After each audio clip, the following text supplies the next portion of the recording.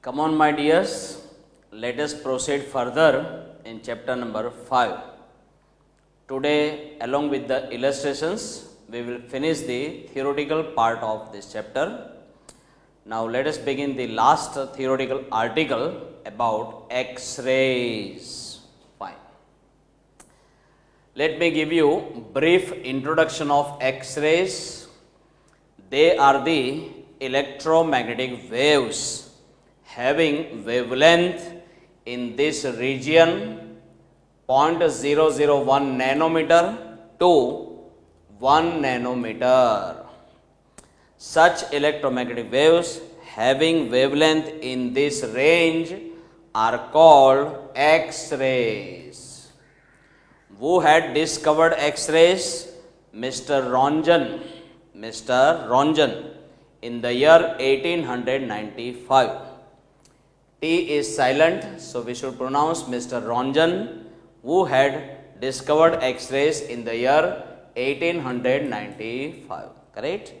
And for the discovery of these X-rays, and then after X-rays were put into different applications in medical sciences, looking to that importance, Mr. Röntgen was rewarded with a Nobel Prize. Okay?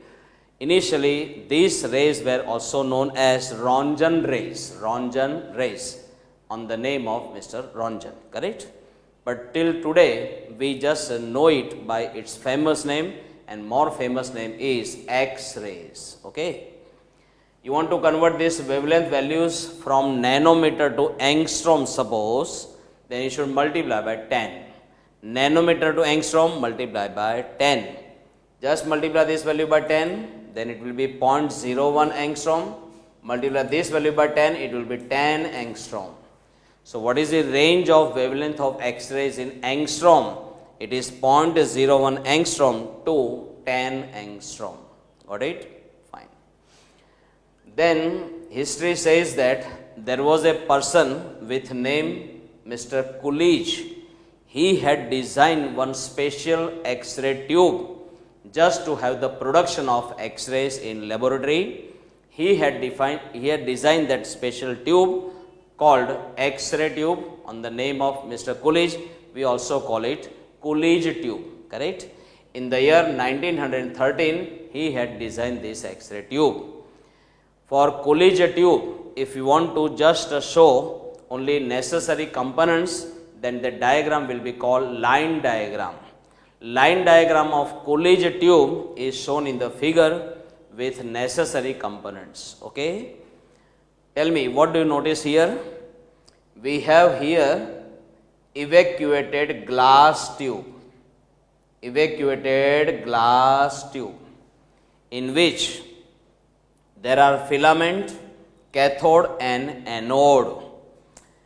Terminals of filament are connected to low tension battery, and because of that current passes through this filament.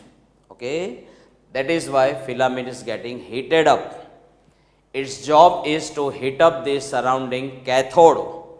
The material of this metal, which is cathode, we have chosen with a very low work function. Because work function of this cathode is very low, it so happens that after being heated by this hot filament, this cathode, because its work function is low, even at low temperature also, it starts ample emission of electrons, which are called thermions, because they are emitted by the process called thermionic emission. So by the process of thermionic emission, we have ample emission of electrons emitted from the surface of this cathode. Now we want to accelerate them. We want to increase their velocity. For that, what we do, just in front of this cathode, we just keep some oblique metallic plate, normally made up of very hard element, say copper, tungsten, molybdenum, like that. And that metallic plate is also called anode, which becomes target for these electrons who want to collide with the target. So for these incident electrons, because this metallic plate becomes target, we call this anode as target element. For target element, suppose we are taking molybdenum, MO, molybdenum, okay, fine. And here on this anode, we establish very high positive potential with respect to cathode, as high as 20 kilovolt to 40 kilovolt through one battery which is called high tension battery. This is 20,000 volt, this is 40,000 volt. Such a very high positive potential is established on this anode, okay. And because of very high positive potential, these electrons are being accelerated tremendously and they achieve very high velocity, they achieve very high amount of kinetic energy before colliding with the anode. Got it? Fine. Now, in the present theory, in our syllabus, we are supposed to take kinetic energy of these electrons nearly 35 kilo electron volt. You know, kilo means 10 raised to 3. 1 electron volt is 1.6 into 10 raised to minus 19 joule. Fine. And we are supposed to take molybdenum as target element. Fine. Now you may ask that how X-rays are emitted from this surface of anode. I am showing you. When these electrons are being accelerated towards the anode, they just reach the surface of anode and there electrons simply collide with the atoms of anode. Naturally, when electrons collide, they will impart their energies to the colliding atoms. So naturally, their own energy will decrease. So after collision, the energy of electron decreases, correct? So now question arises, whatever is the decrease in kinetic energy of electrons, what happened to that energy, where that energy has gone? Here, according to law of conservation of energy, we get simply transformation of one form of energy into another form. Whatever is the decrease in kinetic energy of electrons, same is transferred in the form of radiant energy associated with emitted electromagnetic waves having wavelength in this range. That's why we call them X-rays, correct? So whatever energy is lost by colliding electrons, that energy has been transformed into energy associated with emitted X-rays. That energy normally we call radiant energy, correct? That is how you get the emission of X-rays. Got it? Fine. Now come on. Whatever emission of X-rays we have obtained, we just find practically the intensity of that X-rays. Okay? And among all values of intensity of different X-rays, we find out minimum intensity, correct? And then given intensity value is divided by minimum intensity, that will be called relative intensity. Relative intensity. Remember, intensity has unit, but relative intensity has no unit. And now we are plotting one graph of relative intensity of emitted X-ray versus wavelength lambda of that X-ray. When we plot that graph for molybdenum taken as target element and with this much energy of incident electrons, we get that graph shape wise like this. Look, this is the complete graph, correct? This complete graph itself is known as continuous X-ray spectrum. Continuous X-ray spectrum. Why do we call it continuous? Because the wavelength is ranging from minimum to maximum continuously without any break, without any gap. That's why, because emitted radiation is continuous, the spectrum obtained by it is also called continuous X-ray spectrum. Fine. Now here from this graph, we find certain points very noteworthy, very important points. First point is that the graph begins with some minimum value of lambda, that is lambda minimum, Graph begins with some minimum value of wavelength, let it be lambda minimum, and then after the whole graph is very much continuous. That is the first noteworthy point. Second noteworthy point is that for certain specific wavelengths, we get relative intensity rather very large, correct? Compared to other X radiations, the relative intensity for X radiations having particular wavelengths are found to be very large. Fine.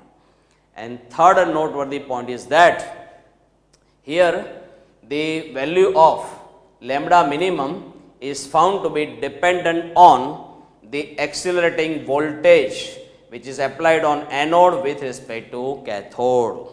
Lambda minimum is a definite wavelength which is dependent on the accelerating voltage. Okay, these 3 points are noteworthy regarding this graph. Okay, now let us explain the emission of X radiation with a minimum wavelength. How is it emitted? I am showing you. Fine. Don't you know C equals to F lambda equals to constant? C equals to F lambda equals to constant. Tell me, when frequency would be maximum, naturally lambda will be minimum, correct? So when F is maximum, lambda is minimum. So for minimum wavelength, frequency should be maximum. How an X radiation with maximum frequency is emitted, I am showing you. Look, among plenty of electrons which are made incident on this anode with tremendous high speeds, there are some electrons which collide with the atoms of anode, and they make in the very first attempt, very first time when they collide, they make head-on collision. Out of many, few are there which just collide with the atom with a type of collision called head-on collision. And you must be knowing, during head-on collision, what happens? There is a maximum transfer of energy. And because of maximum transfer of energy, you know what happens? Totally, completely, electron, whatever energy it has, it loses the energy completely and it gives that energy completely to the colliding atom. So now, because there is a maximum decrease in the energy of electron, you can expect maximum emission of energy. So you can expect X radiation photon to be emitted with maximum energy. Don't you know energy of one X-ray photon? It is E equals to HF. If E is maximum, then F has to become maximum. When frequency is maximum, wavelength will be minimum. That's why we have emission of X radiation with minimum wavelength. Got it? It is due to head-on collision. Due to head-on collision. Got it? So we have explained the very first point in the graph. And now let us explain the other points in which the value of lambda changes continuously. Okay? How do we get continuous X-ray spectrum? That is also we have to explain. Fine. But before that, I would like to obtain the formula for lambda minimum. Simple, huh? Look. See, here what happens?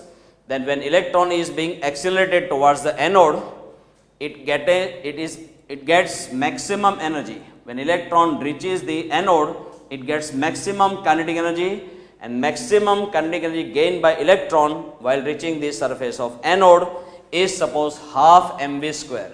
Correct? Fine. And this energy is completely transformed into maximum energy of photon. Maximum energy of one photon is E maximum equals to H into F maximum. H into F maximum. So I am writing here H into F maximum. Correct? This is maximum kinetic energy lost by electron. This is maximum energy of X-ray photon. Correct?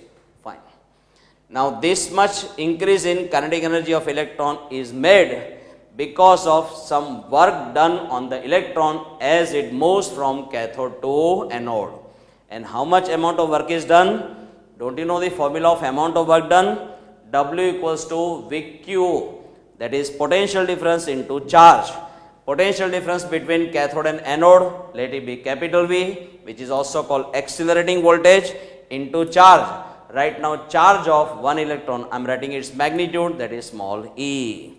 So, this is the decrease in kinetic energy of electron. This is the energy of one X-ray photon. Because this energy is lost maximum, the emitted photon also has maximum energy. That's why frequency is maximum. Fine. This much decrease in kinetic energy is at the cost of this much emission of energy, and this much increase in energy when electron reach from here to here. That increase in kinetic energy is due to amount of work done on the electron. And what is the amount of work done on the electron? W equals to VQ. Instead of Q, I am writing charge of electron, that is E. So, V into E, correct? Fine. And now tell me, this V into E as it is, H as it is, what about F maximum? Don't you know C equals to F lambda? C equals to F lambda. The moment you write frequency maximum, this wavelength will be minimum. So, I should write lambda minimum, lambda minimum. Now, find out lambda minimum from here. Lambda minimum would be C upon F maximum, correct? If you find out F maximum, suppose F maximum, then it will be C upon lambda minimum. Come on, F maximum will be how much? C upon lambda minimum. Put it here. F maximum is C upon lambda minimum. And we want to have formula of lambda minimum. Just make subject of the equation lambda minimum. Come on, find out lambda minimum. It will be HC upon VE. Lambda minimum will be HC upon VE. Lambda minimum will be HC upon VE. Got it? What is H? Planck's constant. What is small c? Velocity of light in vacuum. What is small e? Magnitude of charge of one electron. This is capital V, that is potential difference between cathode and anode, or you can say it is accelerating voltage. Got it? This is the formula for finding minimum wavelength of emitted X-ray. Got it? Now let us explain why do we get continuous X-ray spectrum. How? Simple. See, there are plenty of electrons which are emitted from cathode, which strike on the surface of anode, and many of them are such that they go well inside the atom. Well inside the atom. They try to penetrate, and when they do so, you know what happens? They just lose the energy continuously. Why they lose the energy continuously? Because they happen to collide with orbiting electrons, and because energy of incident electrons is lost continuously, then you can expect emission of X-ray photon also continuously. If the amounts of energy lost by incident electrons changes continuously, then amount of energy emitted of X-ray photons will also change continuously. Don't you know E equals to HF? If E changes continuously, then frequency F also will change continuously. C equals to F lambda, where C is constant. So, if F changes continuously, lambda also will change continuously. That's why we get continuously changing values of lambda. And such X radiations having continuously changing wavelengths will just give you that spectrum which is called continuous X-ray spectrum. Continuous X-ray spectrum which contains all the wavelengths right from minimum to maximum. Got it? Fine. And now one very important sub-article in the same, that is about explanation of characteristic X-ray spectrum. Explanation of characteristic X-ray spectrum. I am showing you. If you obtain spectrum using those wavelengths corresponding to which we obtain relatively high values of relative intensity, then that spectrum is called characteristic X-ray spectrum. Why do we call it characteristic X-ray spectrum? The reason is that values of such wavelengths determine the type of element. For different elements taken as target elements in this X-ray tube, you will have different values of such wavelengths. So if you get some definite wavelength, it corresponds to definite target element because it exhibits characteristic feature of the target element. We call such spectrum as characteristic X-ray spectrum, correct? From these values, we can come to know about type of element, we can come to know about characteristics of target element. That's why that spectrum is called characteristic X-ray spectrum. Now, how to explain that characteristic X-ray spectrum? I am showing you. Here I have shown one atom of target element with this as nucleus containing Z number of protons. Z number of protons means total positive charge of nucleus would be Z into plus E, and surrounded by orbiting electrons in different orbits in different shells. In n equal to 1 orbit, that is known as K shell, we have 2 electrons, correct? In n equal to 2 orbit, which is called L shell, we have 8 electrons. 1, 2, 3, 4, 5, 6, 7, 8. Okay. In n equal to 3 shell, n equal to 3 orbit, which is called M shell, there are 18 electrons.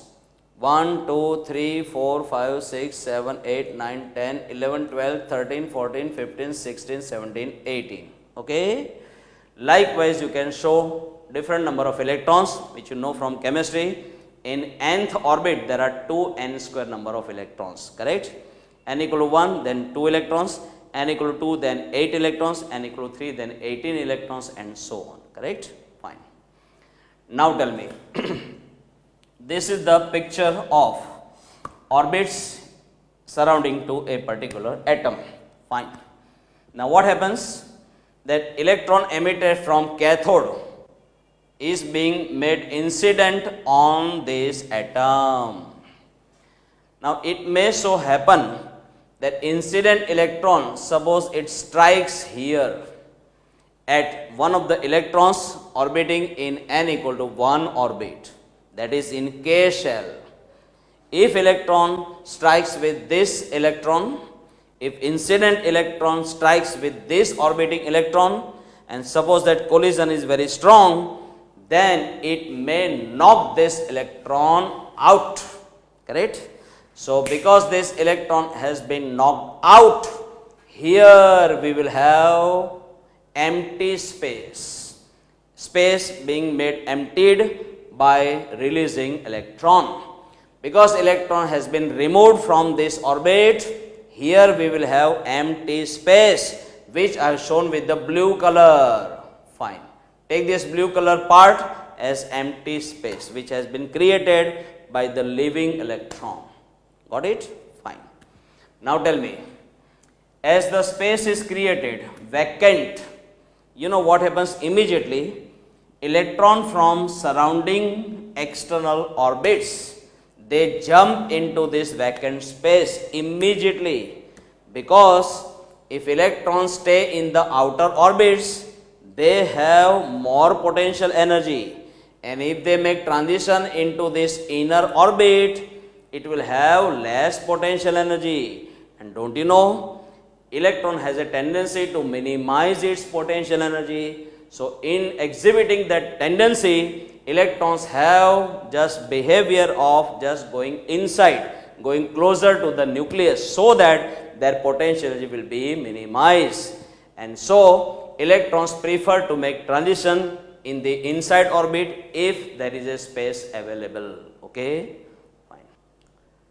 So my dears, as I explained, electron would have tendency to make transition from outer to inner orbit. Fine. But then if vacant space is here available in n equal to 1 orbit, then electron may come from second orbit to first orbit, may come from third orbit to first orbit, may come from fourth orbit to first orbit, and so on. Correct? Now let us take one by one. Suppose electron makes a transition from second orbit to first orbit. Then, because this entering electron from second to first orbit, because it loses energy, naturally we should get emission of X-ray photon. The corresponding X radiation emitted is given a specific symbol. It is called K alpha radiation. If electron makes transition from n equal to 3 to n equal to 1, corresponding X radiation is called K beta radiation. If electron makes transition from n equal to 4 to n equal to 1, the corresponding X radiation is called K gamma radiation, and so on. Correct? Have you noticed one thing? Here the energy difference is less. So less amount of energy of emitted photon. Less energy means less frequency means more wavelength. Compared to this, here you will find wavelength is still smaller. Compared to this, here wavelength you will find still smaller. Wavelength means distance between two consecutive crests. Why wavelength is decreasing as you move from K alpha to K beta to K gamma? Why wavelength is decreasing? Because frequency is increasing. Why frequency is increasing? Because the energy difference goes on increasing. Compared to this energy difference is greater. Compared to this energy difference is still greater. Correct? So more decrease in energy, emitted X-ray photon has more energy, it must have more frequency. More frequency means less wavelength. Okay, fine. That's why compared to K alpha, the wavelength of K beta radiation is smaller. This wavelength is smaller than this. Got it? Fine. Now tell me, when electron is made incident coming from cathode, when it is made incident on anode, not necessary that it will collide with electron orbiting in n equal to 1 orbit, not necessary. It may collide, incident electron may collide with electron orbiting in second orbit also, and it may knock this electron also out. So if this electron is knocked out, shown with the blue color, I am just showing the space getting emptied. So here empty space is created now. Here, if space is made empty here, then what will happen? You know, immediately electrons will make transitions from outer to inner orbit. So if electron makes transition from n equal to 3 to n equal to 2, it will give you radiation which is called L alpha radiation. If electron makes transition from n equal to 4 to n equal to 2, it will give you X radiation called L beta radiation. If electron makes transition from n equal to 5 to n equal to 2, it will give you X radiation called L gamma radiation, and so on. Here I have written different transitions and corresponding X radiation emitted by symbol. For this transition from 2 to 1, come on, which radiation? K alpha, 3 to 1 K beta, 4 to 1 K gamma, then 3 to 2 L alpha, 4 to 2 L beta, 5 to 2 come on L gamma, and so on. Got it? Fine. Now, for this K alpha radiation, we are supposed to calculate its frequency. How will we find out the frequency of K alpha radiation? I am showing you. For the emission of this K alpha radiation, tell me which transition is responsible. This transition, which is from n equal to 2 to n equal to 1. Wait. When this electron makes transition, actually this space was emptied. So there was only one electron in n equal to 1 orbit and plus this positive charge of nucleus. So in this part, what is the total effective charge as it will be observed by this transiting electron? It will observe charge in this part. How much?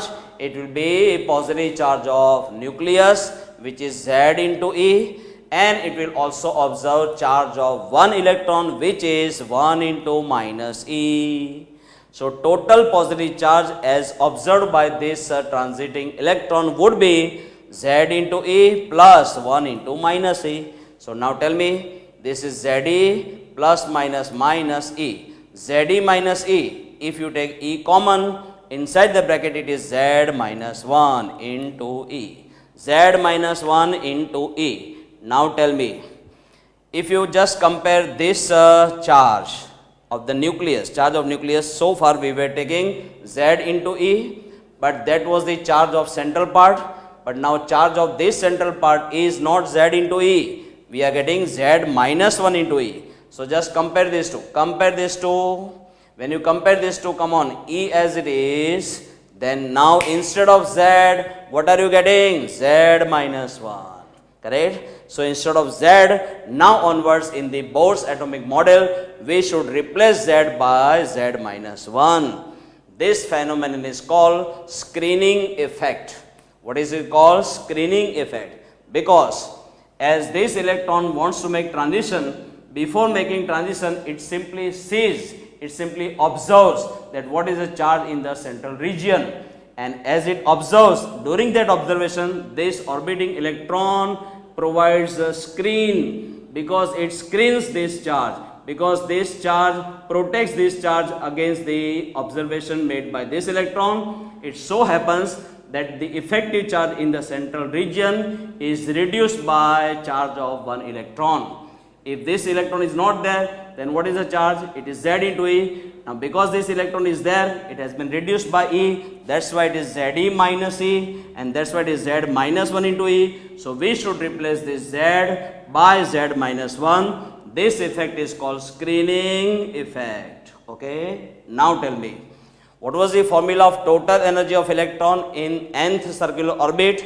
It was minus mz square e raised to 4 upon 8 epsilon 0 square n square s square. Wait, you leave this z square as it is, leave this n square as it is, put rest of the values, and then you will get this value of energy actually in joule, but you convert joule to electron volt, then final formula is this, minus 13.6 into z square upon n square, that many electron volt. Actually this formula we had studied, there was no z square, but actually that time we were talking about hydrogen atom. For hydrogen atom z is 1, correct? So right now I am retaining z square as it is.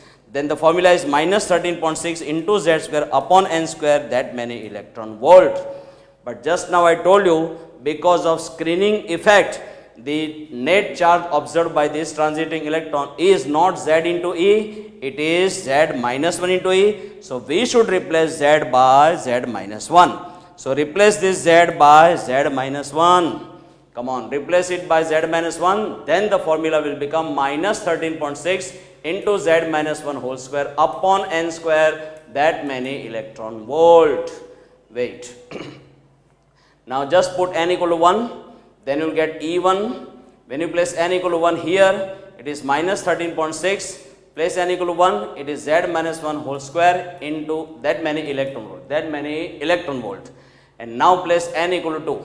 Come on. Because electron is making transition from second orbit to first orbit.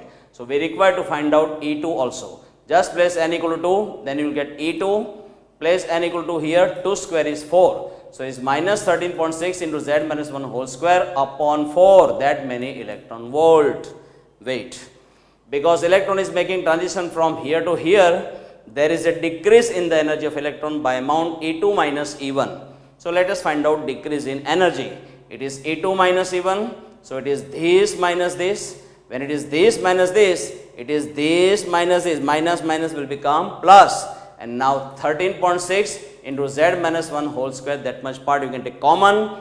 Left inside the bracket from here it is 1, and left inside the bracket from here it is minus 1 upon 4. Minus 1 upon 4. Fine.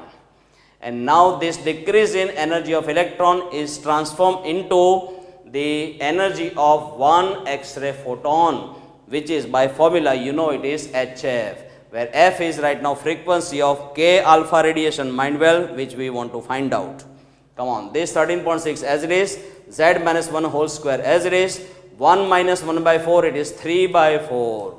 But this value of energy is in electron volt. Suppose I want to transfer it into joule, then 1 electron volt, you know, it is 1.6 into 10 minus 19 joule. And now, this H value, which is Planck's constant, you may transfer in the denominator. So these all the terms I have written as it is. You can just verify 13.6, this is 3, 1.6 in raised minus 19 as it is, z minus 1 whole square as it is, divided by 4 here it is, and this h is coming down in the denominator whose value is 6.625 into 10 raised minus 34. Fine. Now take square root on both the sides.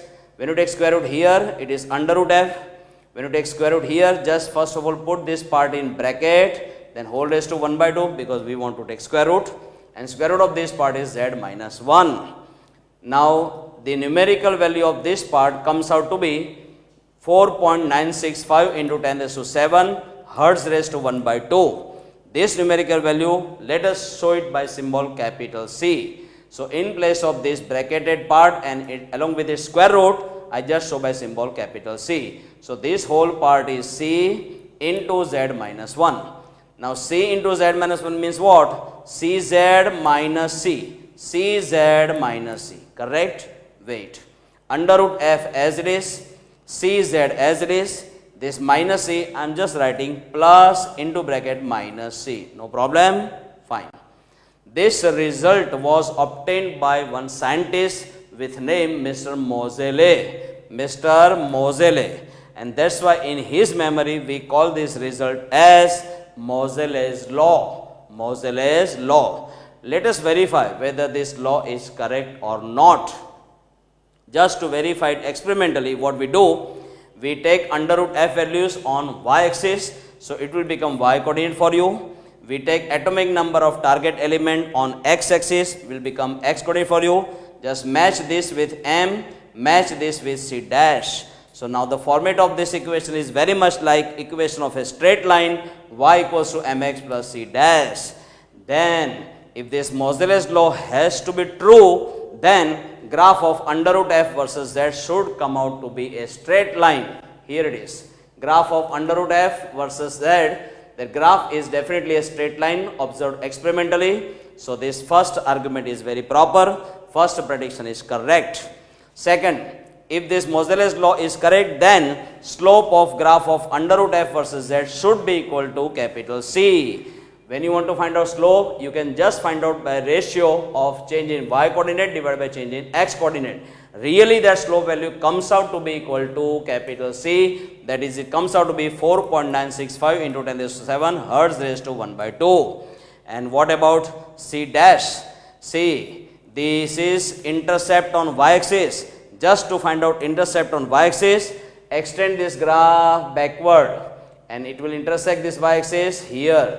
Then this much will give you intercept on y-axis, and that intercept should be equal to minus C if this Moseley's law is correct. Then when we find out this intercept on y-axis, really we get its value to be equal to minus C. So all the three results are perfect. I mean to say Moseley's law is perfect. Okay, fine. Now, after obtaining this Moseley's law, Mr. Moseley had worked out very rigorous work, and that rigorous work has got lot of importance in science. What is that importance? I am showing you. Let us see now importance of experimental study made by Moseley. Look, first, in the time of Moseley, whichever periodic table was prepared, it had elements inside which were placed into respective places depending upon their atomic mass number. But actually, there was no relationship between the chemical property of a given element and its place in the periodic table. So there was a complete mismatching. Mr. Moseley had removed this drawback. What did he suggest? That instead of on the basis of atomic mass number, we should arrange the different elements in the periodic table according to their atomic number. And after this suggestion put by Mr. Moseley, when there was a rearrangement done of all the elements, that complete arrangement was found to be very appropriate. All the elements placed in different positions were having their chemical properties which were quite consistent with those positions. So there was a good coordination between the position of element and its chemical property. Got it? Fine. Then second point, in the time of Moseley, certain positions in the periodic table were vacant. Naturally, those positions must be filled up. So what Mr. Moseley had done, he had taken different elements. I mean, they were not getting any position in the periodic table. He had taken those elements as target elements in the X-ray tube, and then taking them as target elements, he had found out value of frequency of K alpha radiation experimentally, and from the known value of under root f, and using his law, which is correct, he could find out corresponding atomic number. And once the atomic number is known, he could rightly place the different elements at their respective positions, correct? So all the vacant positions were filled up very appropriately by Mr. Moseley. Then third point, there were elements known as lanthanide elements or rare earth elements. Lanthanide elements or rare earth elements, they had their chemical properties almost similar. So scientists were under puzzle that which element should be placed where in the periodic table. So that puzzle also was solved by Mr. Moseley. He had similarly found out the value of frequency of K alpha radiation, and thereby he could get exact value of Z, and once the atomic number is known, he could place the element rightly in the periodic table. In short, more or less the complete periodic table was reorganized by Mr. Moseley, and that too very perfectly. Then after uranium, whichever elements were discovered, which are very heavy elements, and when they were discovered with a proper amount, proper quantity, then after their atomic numbers also were determined experimentally by Moseley, and they were also rightly placed in the periodic table. And the last point, see this K alpha radiation. K alpha radiation is that radiation which comes from the region which is very close to the nucleus. So by making study of such a radiation, we can have very important information regarding nuclear charge, correct?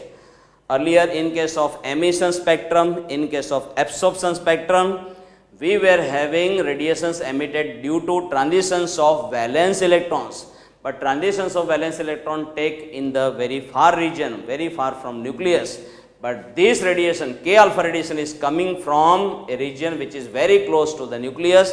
That's why this radiation is very important from nuclear study point of view. And using this radiation, we can have very good information regarding nuclear charge. Okay. So this enormous work was done by Moseley. One must salute to him, because he had done this work in a very low age. He actually expired at the age of 29 years in Second World War. And this Moseley happened to be student of Rutherford. Because he had expired in the very early age, he couldn't do any more experiments. Otherwise, he was a very good experimentalist, and because he was a very good experimenter, he could have done a lot more in the future, in the coming time, but he could not survive, correct? Now kindly read the statement of illustration number 9.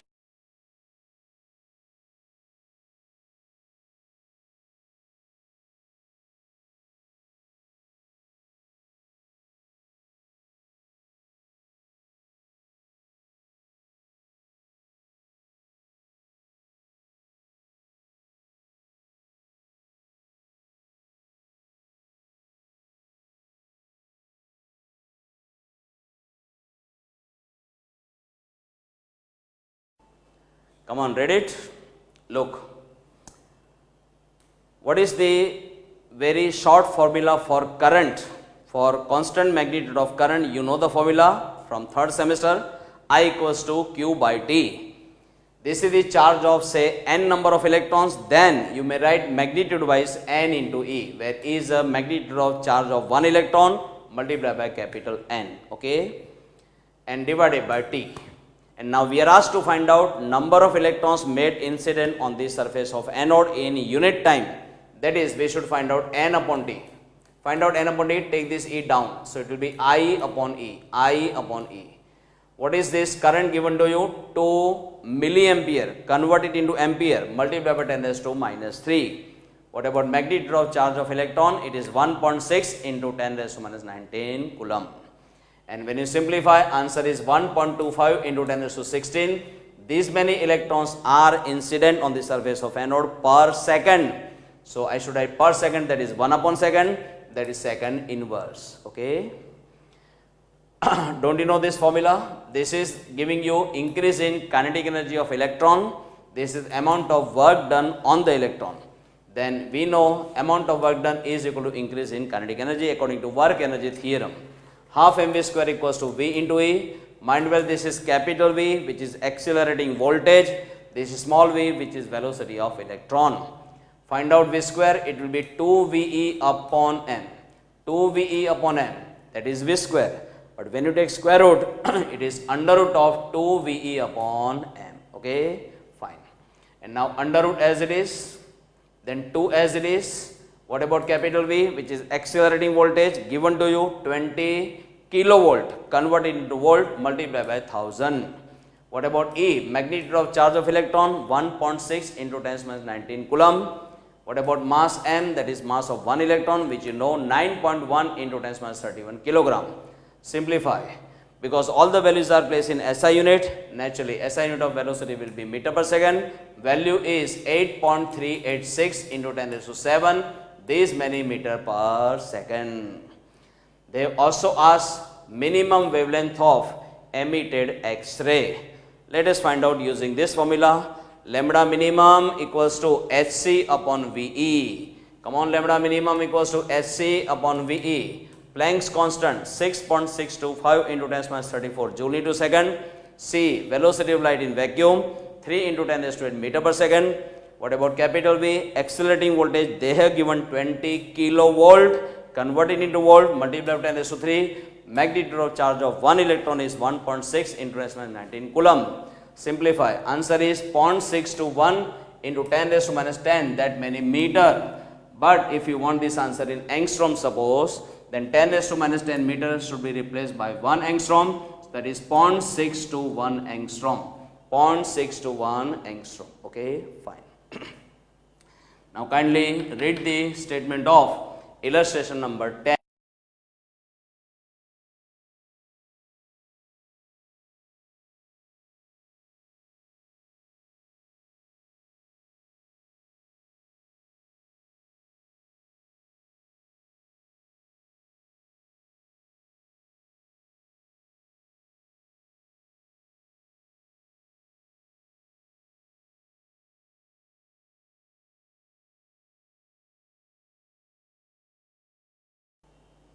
Come on, read it. Look.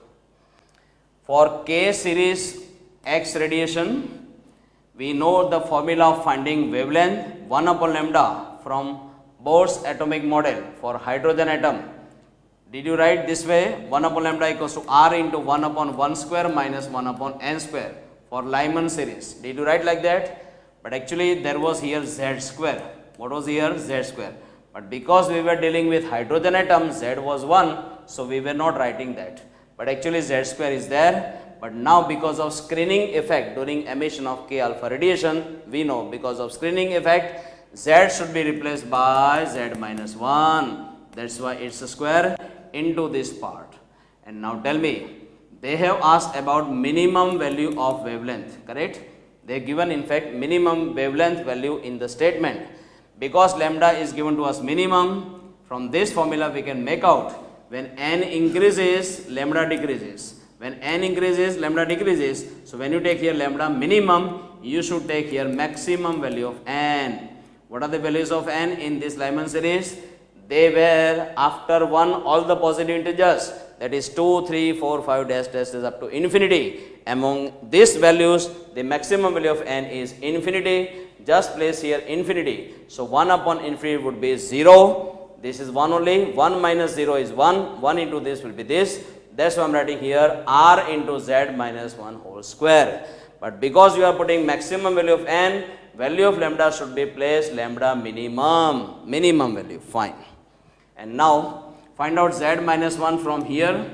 take this r in the denominator, so 1 upon r into lambda minimum, 1 upon r into lambda minimum, and because it is z minus 1 whole square, I want only z minus 1, then I should take square root, under root of 1 as it is.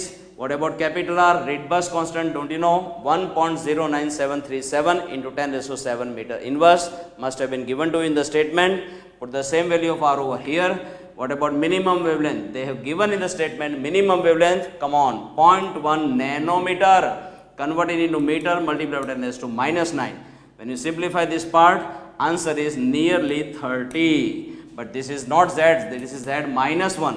Minus 1 you may transfer here, will become plus 1. 30 plus 1, that is 31. And that element with atomic number 31 in the periodic table is found to be none but gallium. And for gallium, the symbol is capital G small a. Okay. So this is the atomic number and this is the corresponding element. Okay. My dears, have you noticed that constant coming in Moseley's law, that is capital C, it had the unit hertz raised to 1 by 2. It looks rather strange, but really it has the unit hertz raised to 1 by 2. How? Look here. See, this Z minus 1, it is simply a number, it has got no unit.